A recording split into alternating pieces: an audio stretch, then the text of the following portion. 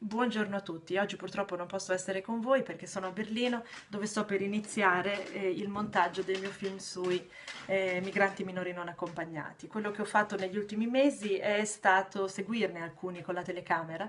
Mi sono concentrata su ragazzini marocchini a Melilla, afghani ai domeni negli altri campi profughi in cui sono stati portati dopo la chiusura dei domeni e egiziani in fuga tra la Sicilia e Milano. La cifra dominante e la cifra comune a questi ragazzini è la giovanissima età, 13, 14, 15 anni al massimo, con punte bassissime di bambini di 8-9 anni.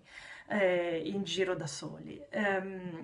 Anche lo spaesamento totale, spesso l'abbandono a se stessi è purtroppo l'altra cifra comune ai protagonisti del mio film, così come a tanti altri che ho incontrato. Devo dire, in realtà ho avuto la possibilità anche di visitare ottime strutture di accoglienza per minori non accompagnati, tantissime anche in Italia, ma trovo inaccettabile che questa sia una fatalità e una questione di fortuna.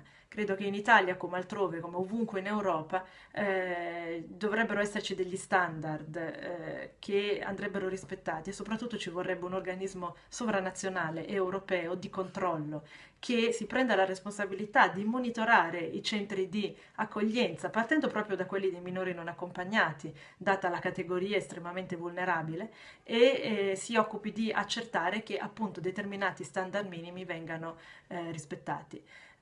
Tra questi c'è sicuramente quello di trattare questi bambini come bambini e non come un problema da risolvere, non come ragazzi comunque difficilmente integrabili e non come ragazzi che in ogni modo vogliono fuggire. Io la sensazione che ho avuto da osservatore esterno è che almeno la metà di loro sarebbe tranquillamente rimasta nel paese in cui era, o nella città o nella regione in cui era, se avesse avuto la sensazione di essere accolta, di essere trattato con cura.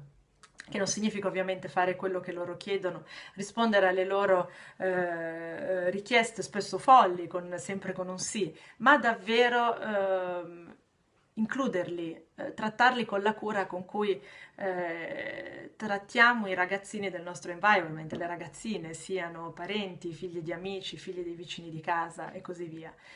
Credo che sia un punto su cui riflettere. Dicevo, la metà di loro sarebbe tranquillamente rimasta dove era se fosse stata accolta in maniera accettabile. L'altra metà invece voleva assolutamente partire perché per una serie di questioni aveva parenti o amici da raggiungere. Io credo, mi sono fatta quest'idea, che non, dobbiamo riflettere sulla possibilità di non vietare questi viaggi tout court, di non vietare, a prescindere che questi ragazzini raggiungono i parenti nella città o nel paese europeo in cui sono. Ovviamente previo controllo attento dei parenti e degli amici che dicono di aspettarli nei vari luoghi.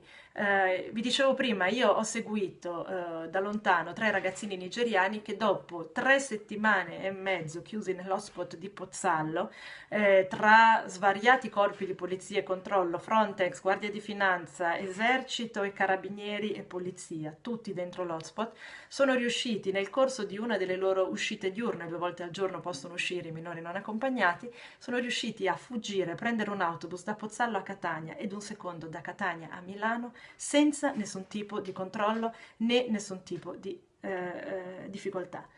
Arrivando da parenti a Milano di cui nessuno sa nulla. Questo tipo di viaggio questo tipo di viaggio andrebbe vietato ovviamente a prescindere.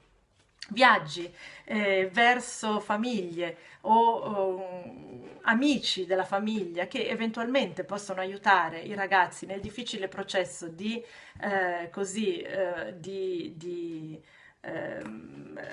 ambientazione in Europa e speriamo un giorno anche di integrazione, beh, sarebbero se non auspicabili e secondo me ogni tanto lo sono, se non altro un argomento su cui riflettere. Mi fermo qui, sono tantissime le cose e i punti sui quali mi piacerebbe confrontarmi con voi. Spero lo potremo fare a settembre, a ottobre, in autunno e vi auguro buon lavoro. Grazie, ciao.